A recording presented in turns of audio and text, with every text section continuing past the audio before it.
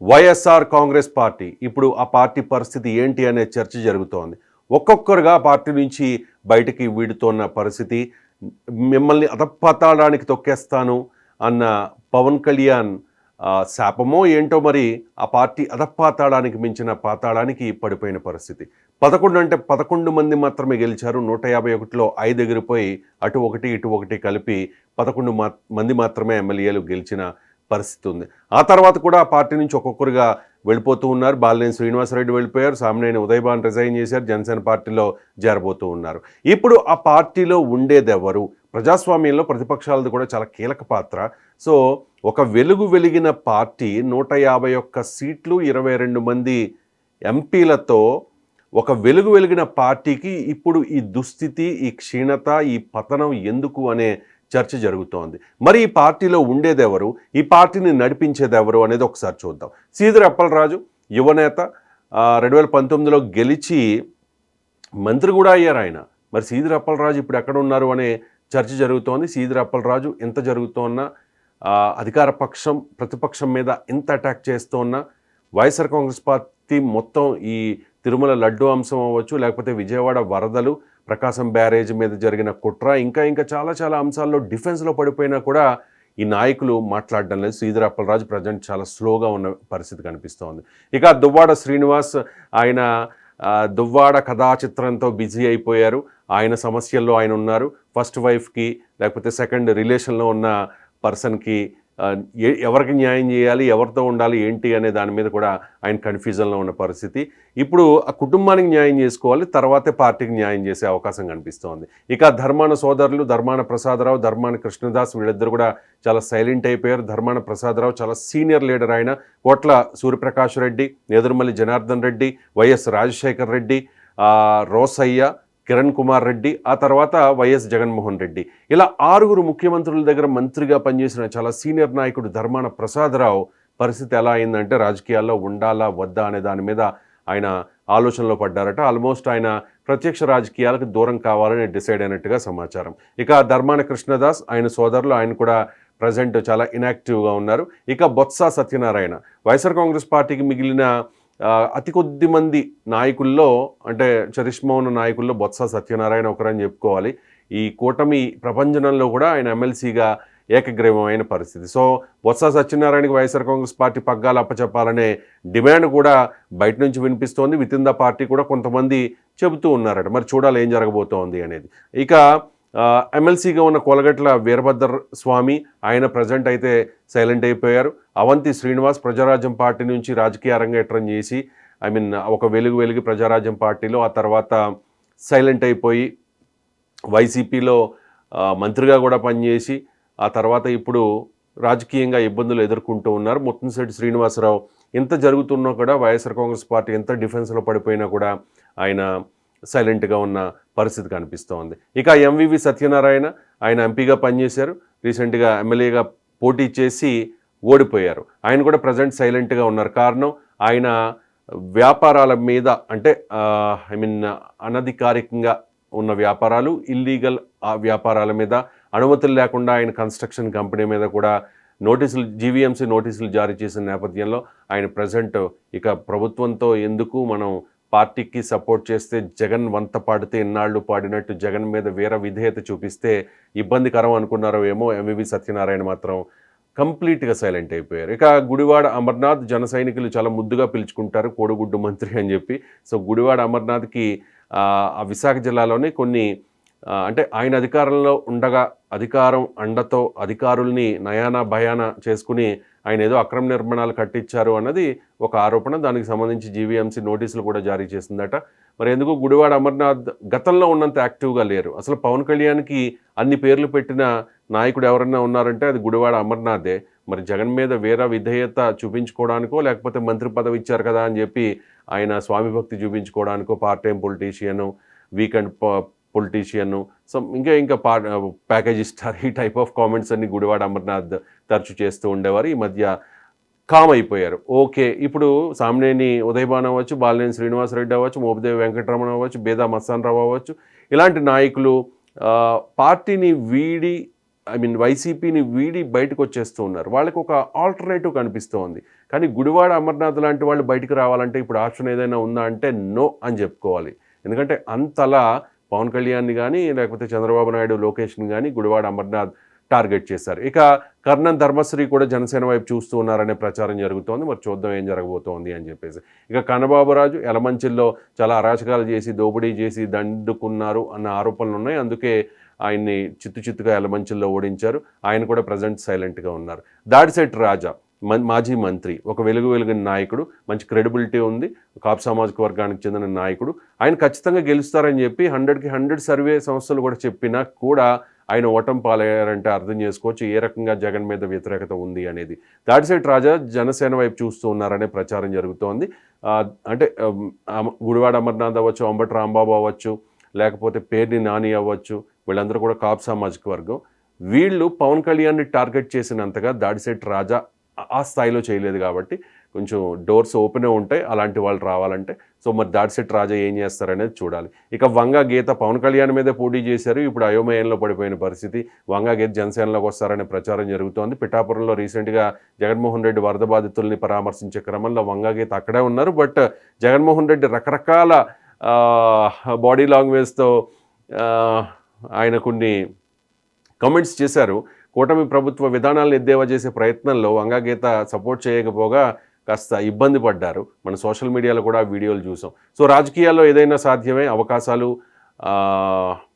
బట్టి వాళ్ళు పార్టీలు మారుతూ ఉంటారు. సో వంగా గీత లాంటి వాళ్ళు పార్టీలోకి వస్తే మేము తీసుకుంటామని కూడా గతంలో జనసేన నాయకులే కమెంట్ చేసిన పరిస్థితుల్లో మరి వంగా గీత ఆ పార్టీకి అండగా ఉంటారా లేకపోతే జనసేనలోకి వచ్చేస్తారా అనేది చూడాల్సిన అవసరం ఉంది. ఇక తానేటి వనిత మాజీ హోంమంత్రి, తానేటి వనిత కూడా ప్రజెంట్ చాలా సైలెంట్గా ఉన్నారు. కురసాల కన్నబాబు ప్రజారాజ్యం పార్టీతో రాజకీయ అరంగేట్రం చేసిన కన్నబాబు ఆ తర్వాత వైఎస్ఆర్ కాంగ్రెస్ పార్టీలో మంత్రిగా కూడా ఒక వెలుగారు. ప్రజెంట్ పంతం నానాజీ చేతిలో ఆయన చిత్తుగా ఓడిపోయిన పరిస్థితి. సో కురసాల కన్నబాబు విషయంలో చిరంజీవి గారికి ఏదైనా కాస్త సాఫ్ట్ కార్నర్ ఉండవచ్చు కానీ పవన్ కళ్యాణ్ విషయంలో అలా కాదు. ఎందుకంటే అప్పట్లో కురసాల కన్నబాబు జన సైనికుల్ని చాలా ఇబ్బంది పెట్టారు అన్నది ఆయన మీద ఉన్న పెద్ద మైనస్. సో కురసాల కన్నబాబుకి ఏ పార్టీలోనూ ఎంట్రీ లేకపోవచ్చు. కానీ మరి కన్నబాబు వైసీపీతోనే ఉంటారా, మునుగుతోన్న నావలో ఉంటే మునిగిపోతారని కొంతమంది కామెంట్ చేశారు. కాబట్టి ఏదైనా నావు ఉంటే దానిలో ఉందామని అనుకుంటారా లేకపోతే బయట ఏదైనా ఆప్షన్ చూస్తారా అనేది చూడాల్సిన అవసరం ఉంది. ఇక ద్వారంపూడి చంద్రశేఖర్ రెడ్డి ఆయన మంత్రి కాదు, కానీ మంత్రి కంటే పవర్ఫుల్ నాయకుడిగా వైఎస్ఆర్ కాంగ్రెస్ పార్టీ ప్రభుత్వంలో ఒక వెలిగారు. సో ద్వారంపూడి చంద్రశేఖర్ రెడ్డి చాలా ఇల్లీగల్ పనులు చేశారనేది ఆరోపణ. సో అవన్నీ కూడా ఇప్పుడు వెలుగు తీసే పనిలో కూటమి ప్రభుత్వం ఉంది. కానీ ద్వారంపూడి చంద్రశేఖర్ రెడ్డి పార్టీకి అండగా నిలబడతారా లేకపోతే పక్క పార్టీల వైపు చూస్తారా అనేది చూడాలి. ద్వారంపూడి చంద్రశేఖర్ రెడ్డికి అయితే ఏ పార్టీలోకి ఎంట్రీ ఉండకపోవచ్చు. కానీ వైసీపీ ఇంత డిఫెన్స్లో పడిన క్రమంలో కూడా ఆయన చాలా సైలెంట్ అయిపోయారు. ఎందుకంటే ఇప్పుడు అగ్రెసివ్గా ఉంటే ఎక్కడ ఈ ప్రభుత్వం తన వ్యాపారాల మీద టార్గెట్ చేస్తుందోననే ఒక భయం అయి ఉండొచ్చు. ఇక తోట త్రిమూర్తులు ఆయన ప్రజెంట్ వైసీపీ ఎమ్మెల్సీగా ఉన్నారు. సామినేని ఉదయభానుకి వియ్యంకుడు. సో సామినేని ఉదయభాను జనసేన పార్టీలో జాయిన్ అవుతూ ఉన్నారు కాబట్టి మరి కొద్ది గంటల్లో తోట త్రిమూర్తులకు ఏదన్నా ఆయన చూపిస్తారా అనేది చూడాల్సిన అంశం. వైఎస్ఆర్ కాంగ్రెస్ పార్టీతో అయితే ఆయన పూర్తిగా వెక్స్ అయిపోయిన పరిస్థితి. వైసీపీలో ఇక ఉండే అవకాశం కూడా ఆయన కనిపించట్లేదు. పదవి అయితే ఉంది కాబట్టి కంటిన్యూ అవుతారేమో చూడాలి. ఇక జక్కంపూడి రాజా చాలా క్రెడిబిలిటీ ఉన్న నాయకుడు. జక్కంపూడి రామ్మోహన్ రావు గారి లెగసీని ఆయన కంటిన్యూ చేస్తూ ఉన్నారు.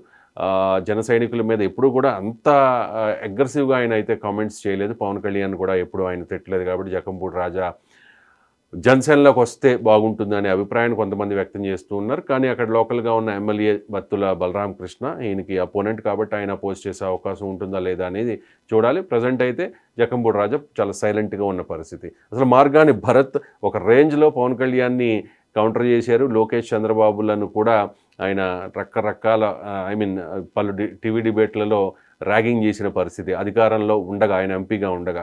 కానీ ఇప్పుడు అటువంటి పరిస్థితి లేదు. మార్గాని భరత్ పూర్తిగా సైలెంట్ అయిపోయిన పరిస్థితి. అంటే ఇదివరకు ఉన్నంత అగ్రెసివ్గా ఇప్పుడు వీళ్ళు డిఫెండ్ చేయలేకపోతూ ఉన్నారు. గవర్నమెంట్ కూటమి నేతలు ఇంతలా ఆరోపణలు చేస్తూ ఉన్న లడ్డూల విషయం అవ్వచ్చు, తిరుమల లడ్డూ విషయం అవ్వచ్చు, విజయవాడ వరదలకి బుడమేరుకి పొంగడానికి జగన్ కారణమని చెప్పినా కూడా, ప్రకాశం బ్యారేజ్ని కూల్చేసే కుట్ర జరుగుతోందని చెప్పినా,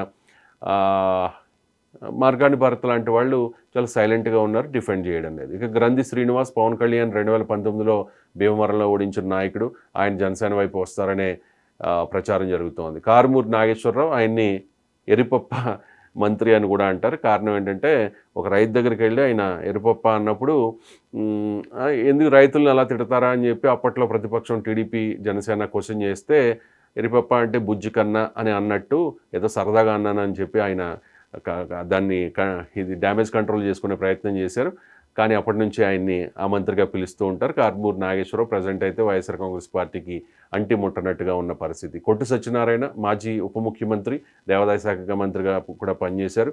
దేవాదాయ శాఖలో పనిచేస్తే, దేవాదాయ శాఖ మంత్రిగా పనిచేస్తే ఇక రాజకీయ భవిష్యత్తు ఉండదు అనేది ఎప్పటి నుంచి మనం వింటూ ఉన్న మాట. వెల్లంపల్లి శ్రీనివాస్ ఆ రకంగానే అయ్యారు. కొట్టు సత్యనారాయణ గత ప్రభుత్వంలో చేసిన వాళ్ళు ఇలా. మరి కొట్టు సత్యనారాయణ ప్రజెంట్ అయితే చాలా కామ్గా ఉన్నారు. ఆయన ఏం చేస్తారు, పార్టీకి అండగా నిలబడతారా, పక్క పార్టీ వైపు చూస్తారా అనేది చూడాలి.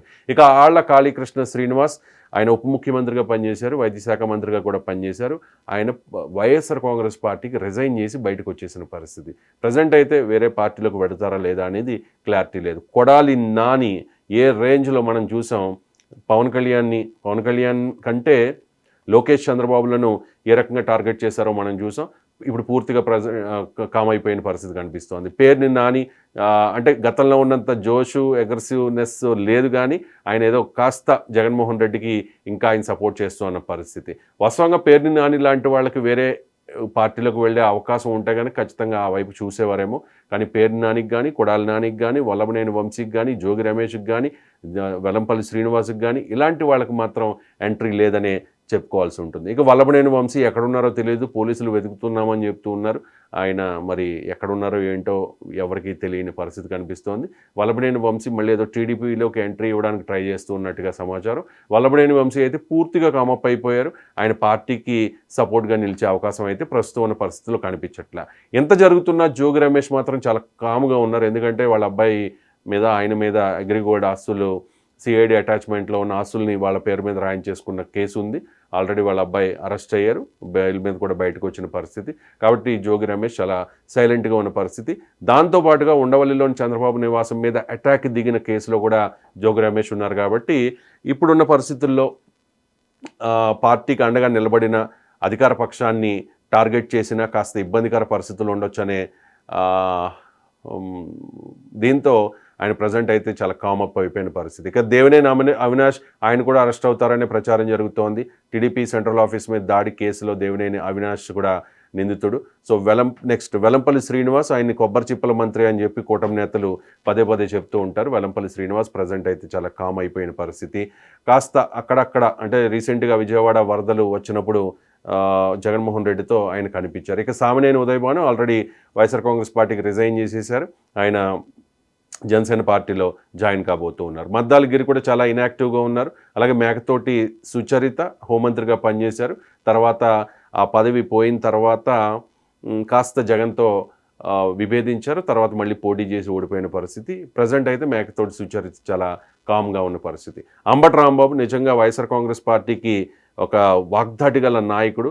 ఆయన ఇప్పటికీ కూడా జగన్ విధానాలతోనే సపోర్ట్ చేస్తూనే, అంటే కూటమి నేతలు చేసే ఆరోపణల్ని ఆయన తనదైన స్టైల్లో అగ్రెసివ్గా కౌంటర్లు ఇచ్చే ప్రయత్నం చేస్తూ ఉన్నారు. బట్ అంబటి రాంబాబు లాంటి వాళ్లకు వేరే పార్టీల్లోకి నో ఎంట్రీ కాబట్టి ఖచ్చితంగా ఆయన వైఎస్ఆర్ కాంగ్రెస్ పార్టీకి పిల్లర్లా ఈ కష్టకాలంలో నిలబడే అవకాశం కనిపిస్తుంది. పిన్నెల రామకృష్ణారెడ్డి ఆల్రెడీ ఈ ఈవీఎంల ధ్వంసం కేసులో అరెస్ట్ అయ్యి బెయిల్ మీద ఉన్నారు కాబట్టి ఆయన చాలా కూల్గా ఉన్నారు. ఇక తాటిపర్తి చంద్రశేఖర్ ఎర్రగొండపాలెం ఎమ్మెల్యే బాలినేని శ్రీనివాసరెడ్డికి అనుచరుడు తాటిపర్తి చంద్రశేఖర్ జనసేనలోకి వస్తారనే ప్రచారం జరుగుతోంది. మరి చూడాలి ఏం జరగబోతోంది అనేది. మాజీ మంత్రి మేరుగు నాగార్జున ఆయన కూడా చాలా సైలెంట్గా ఉన్నారు. బాలినేని శ్రీనివాసరెడ్డి ఆయన రీసెంట్గా పవన్ కళ్యాణ్తో భేటీ అయ్యారు. ఆయన జనసేన పార్టీలో చేరబోతూ ఉన్నారు. ఆయన నలపరెడ్డి ప్రసన్న కుమార్ రెడ్డి ఆయన కూడా చాలా సైలెంట్గా ఉన్న పరిస్థితి. మాజీ వ్యవసాయ శాఖ మంత్రి కాకాని గోవర్ధన్ రెడ్డి కూడా అక్కడక్కడ ప్రెస్ మీట్లు పెట్టి కూటమి నేతలు చేస్తున్న ఆరోపణలకు కౌంటర్లు ఇచ్చే ప్రయత్నం చేస్తూ ఉన్నారు. కానీ గతంలో చేసినంత విధంగా అగ్రెసివ్గా ఆయన కార్నర్ చేయలేకపోతూ ఉన్నారు. అలాగే శిల్పా చక్రపాణి రెడ్డి సైలెంట్గా ఉన్నారు. బుగ్గన రాజేంద్రనాథ్ రెడ్డి ఆర్థిక మంత్రి, మాజీ ఆర్థిక మంత్రి, ఆయన కూడా సైలెంట్గా ఉన్నారు. అనంత వెంకటరామరెడ్డి ఆయన కూడా సైలెంట్గా ఉన్నారు. ఇక పెద్దిరెడ్డి ఫ్యామిలీ, పెద్దిరెడ్డి రామచంద్రారెడ్డి, పెద్దిరెడ్డి ద్వారకానాథ్ రెడ్డి, అలాగే పెద్దిరెడ్డి మిథున్ రెడ్డి, వీళ్ళ ముగ్గురు కూడా ఫ్యామిలీలో ప్రజాప్రతినిధులుగా గెలిచారు. సో వాళ్ళందరూ కూడా ప్రజెంట్ సైలెంట్గా ఉన్నారు. పెద్దిరెడ్డి రామచంద్రారెడ్డి మీద ప్రముఖంగా ఈ భూ కబ్జా కేసులు, అలాగే ఈ మదనపల్లి ఫైల్స్ దగ్ధం కేసు కూడా ఉంది కాబట్టి ప్రజెంట్ ఆయన సైలెంట్గా ఉన్న పరిస్థితి కనిపిస్తూ ఉంది. నారా చంద్రబాబు నాయుడిని ఓడించేయడానికి కేఎస్ భరత్ని ఎంకరేజ్ చేసుకుంటూ వచ్చారు వైఎస్ జగన్ కూడా కేఎస్ భరత్ కూడా ప్రజెంట్ చాలా సైలెంట్గా ఉండిపోయిన పరిస్థితి కనిపిస్తూ ఉంది. ఇక రాపాక వరప్రసాద్, కేసినేని నాని, కిలారు రోసయ్య ఆల్రెడీ వైఎస్ఆర్ కాంగ్రెస్ పార్టీకి రిజైన్ చేశారు. కేసినేని నాని ఆల్రెడీ చెప్పేశారు ఇంకా రాజకీయాల్లో ఉండను అని చెప్పి. అనిల్ కుమార్ యాదవ్, మాజీ నీటిపారుదల శాఖ మంత్రి, ఆయన నీటిపారుదల శాఖ అనే కంటే నోటిపారుదల శాఖ అనాలి అంటూ కూటమి నేతలు అప్పట్లో ఎద్దేవా చేశారు ప్రతిపక్షంలో ఉండగా. ఆయన కంప్లీట్గా ఆయన నోరు మెదపని పరిస్థితి కనిపిస్తోంది. నందిగం సురేష్ ఆల్రెడీ ఆయన అరెస్ట్ అయిన పరిస్థితి. చెవిరెడ్డి భాస్కర్ రెడ్డి ఏ రకంగా మరి జగన్కి సపోర్ట్ చేశారు అనేది చూసాం మనం. చెవిరెడ్డి భాస్కర్ రెడ్డి ఒంగోలు నుంచి పోటీ చేసి ఓడిపోయారు. ఆయన కూడా ప్రజెంట్ సైలెంట్గా అయిపోయిన పరిస్థితి. విజయసాయిరెడ్డి ఇంత కష్టకాలంలో కూడా ఆయన అంటే గతంలోలా అంత అగ్రెసివ్గా డిఫెండ్ చేయలేకపోతూ ఉన్నారు. నెల్లూరు నుంచి పోటీ చేసి ఓడిపోయారు. ప్రజెంట్ అయితే ఆయన కామ్గా ఉన్న పరిస్థితి.